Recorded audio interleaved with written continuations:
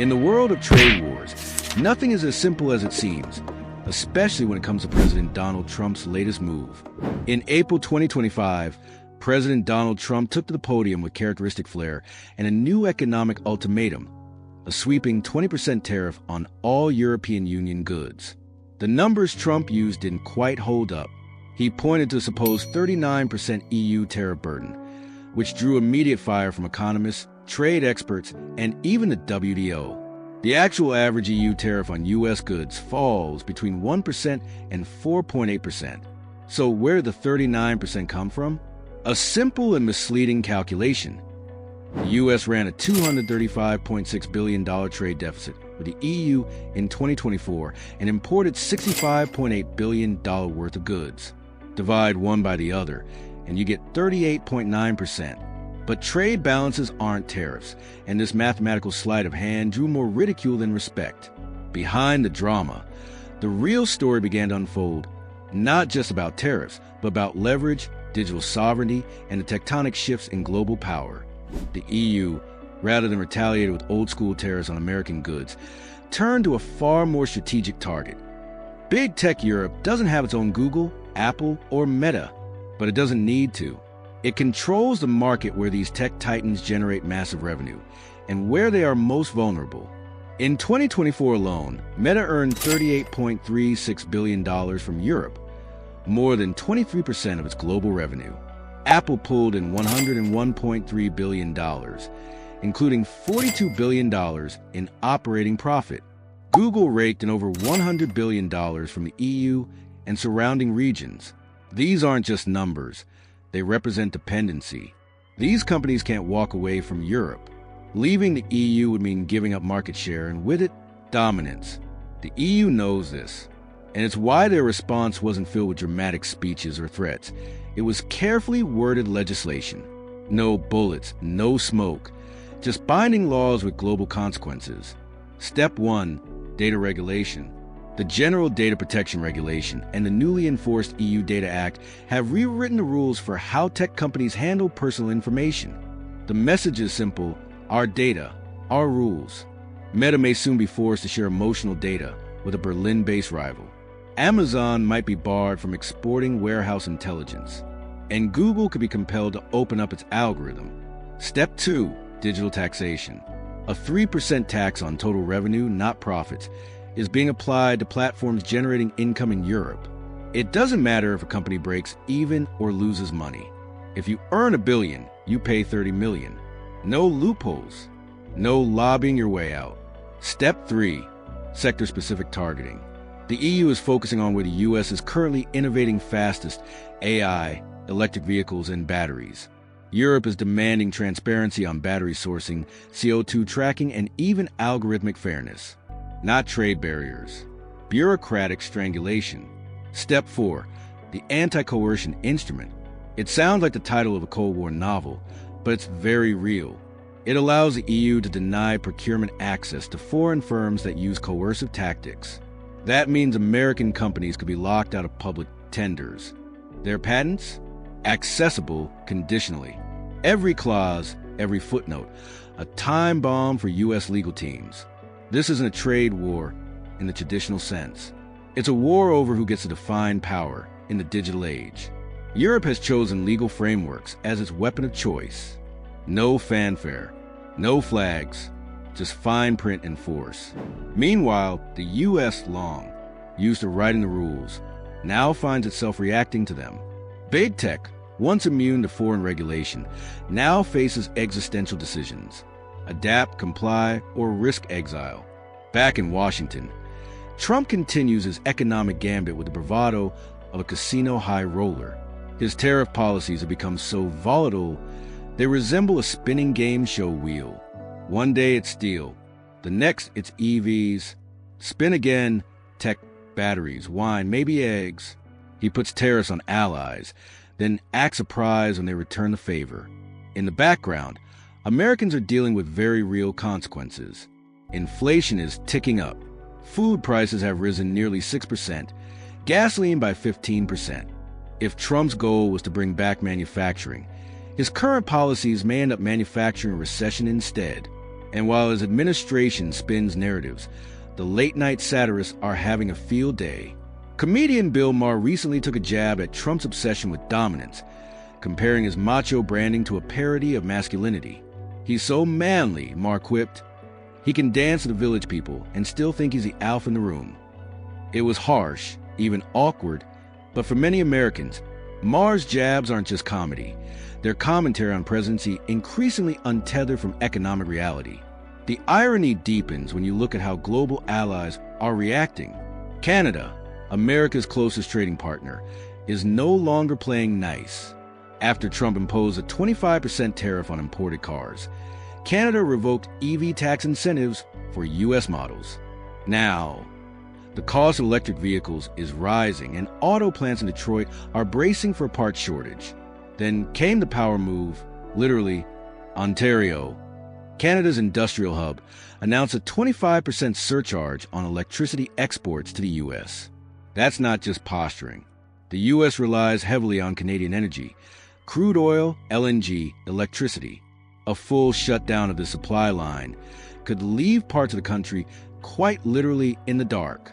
And Canada isn't stopping there.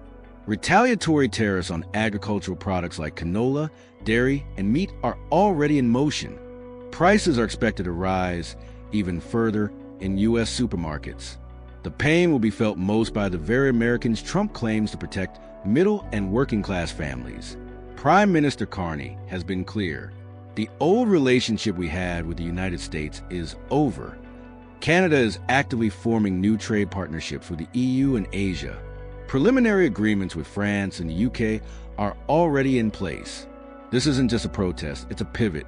As if that weren't enough, the situation in Panama has added another layer of complexity. Trump recently announced his intention to regain influence over the Panama Canal, accusing China of gaining too much control. In response, Panama canceled port concessions with a Hong Kong firm and signed a new deal with U.S. investment giant BlackRock. The timing was suspicious. The message was not. The U.S. wants its trade routes back. China, meanwhile, is playing the long game. No direct confrontation, just strategic retreats and redirections. It's expanding influence elsewhere, tightening bonds in Latin America and Africa, and building new trade routes across the Arctic. Quiet, steady, and unerringly patient.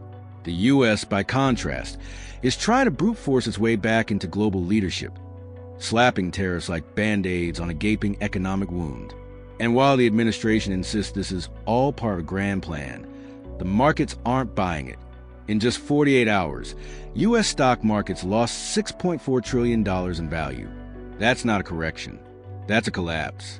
And still, the show goes on. Trump spins the wheel. The numbers fall. The people pay. As the fallout from President Trump's tariff policies continues to unfold, the real impact on the American economy is becoming clearer. The markets, which once thrived under the idea of unchecked American dominance, are now reacting in panic. With the U.S. stock market hemorrhaging nearly $6.4 trillion in just 2 days, the signs are impossible to ignore. Investors are fleeing, and the American worker is left holding the bill. The tariffs, initially framed as a way to protect American industry and reduce the trade deficit, have instead turned into an economic grenade, with the fuse burning faster than expected. Trump's boastful promises of revitalizing manufacturing in the U.S. through these punitive measures are increasingly being called out for what they are: economic missteps. The U.S. auto industry, once a symbol of American innovation, is now facing an existential crisis. Production costs are soaring, forcing companies like General Motors and Ford to scale back production. Thousands of workers find themselves sidelined as plants in Detroit and beyond struggle to keep up with inflated costs. The ripple effect is being felt in the prices of everyday goods. U.S. consumers are seeing the cost of basic necessities spike as the tariff war escalates. Food prices have risen by 6%, and the cost of gasoline is up 15%. These aren't just numbers on a spreadsheet. They're changes that hit the average American family hard. The notion of America first feels more like a cruel joke when people are forced to pay more for groceries, gas, and healthcare while wages remain stagnant. The truth behind Trump's tariff policies is now out in the open. What was sold as a victory for American workers is instead a slow-motion disaster.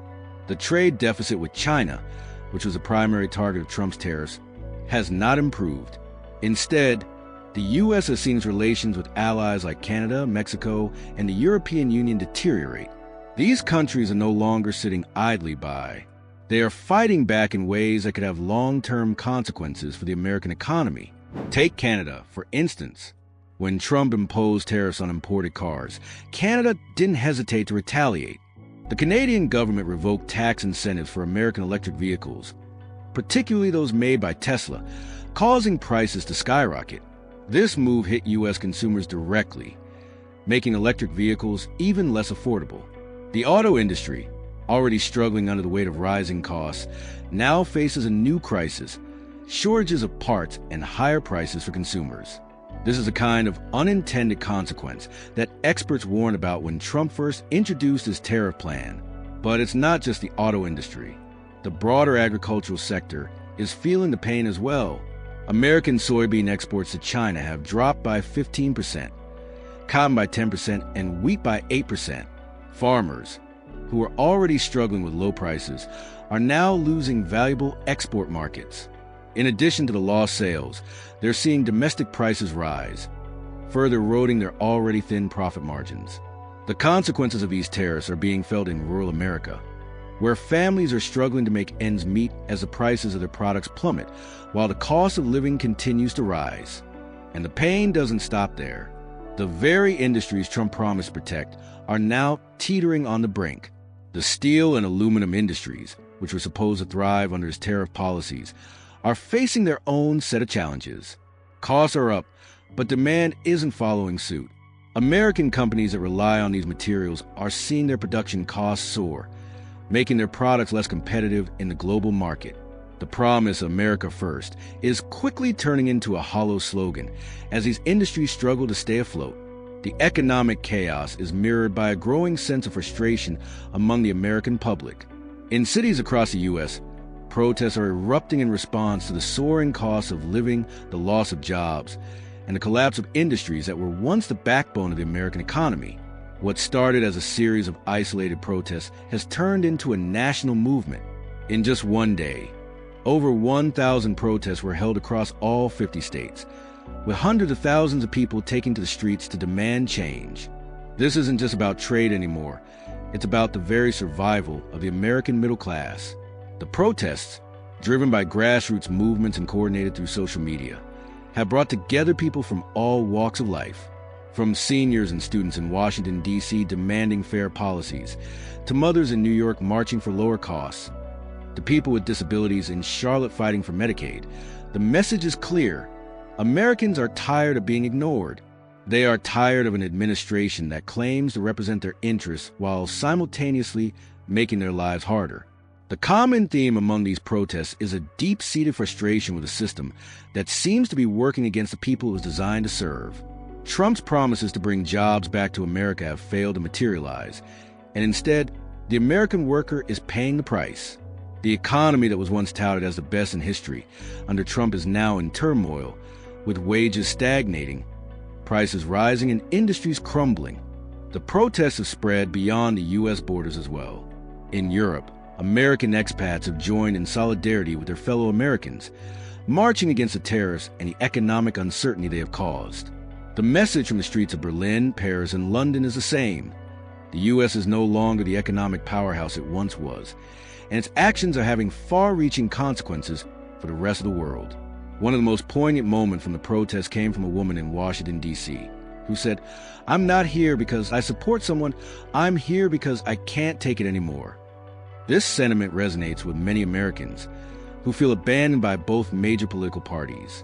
The Democratic Party, with its promises of reform, has failed to offer a viable alternative to the status quo, and many voters are beginning to lose faith in the political system altogether. The protests are not just a reaction to Trump's tariffs. They are a response to a deeper sense of frustration with a system that no longer works with people. This wave of discontent is a powerful reminder that economic policies are not just abstract ideas. They have real, tangible consequences for everyday people. The tariffs, which were supposed to protect American jobs and industries, have instead become a tool for deepening the divide between the rich and the poor. The wealthiest Americans continue to profit from these policies, while the working class bears the brunt of the cost. As the protests continue to grow, it's clear that the American people are beginning to realize the full extent of the damage caused by Trump's economic policies. The question now is whether the administration will listen to the people and change course, or whether it will continue down a path that could lead to even greater economic and social unrest. With no clear end in sight to this trade war, the future of the U.S. economy remains uncertain. What started as a simple trade dispute has now evolved into a global power struggle, with the U.S. and its allies locked in a battle that could reshape the global economic order. The next chapter in this story is still unfolding, but one thing is certain: the world is watching and the stakes have never been higher. Let me know if you'd like me to adjust any details or dive deeper into any specific sections before we proceed. As the protests grow louder and the economic consequences become more apparent, one thing is clear: the impact of Trump's tariff policies is far-reaching. What began as a promise to restore American power is now threatening to tear at the very fabric of the U.S. economy. From soaring consumer prices to growing social unrest, Americans are left grappling with the fallout. But the question remains: will the administration change course or continue doubling down on a failing strategy? The coming months will reveal whether the country can recover from the economic shockwaves that Trump's trade policies have set in motion. For now, the future remains uncertain, and the protests are only the beginning. If you found this breakdown insightful, drop your thoughts in the comments below. How do you see this all playing out? Will the U.S. turn things around, or is this the start of a deeper crisis? Don't forget to like and subscribe for more updates on this evolving situation. Stay informed, stay engaged, and let's continue to track the ripple effects of these bold moves on the global stage. Thank you for watching, and we'll see you in the next report.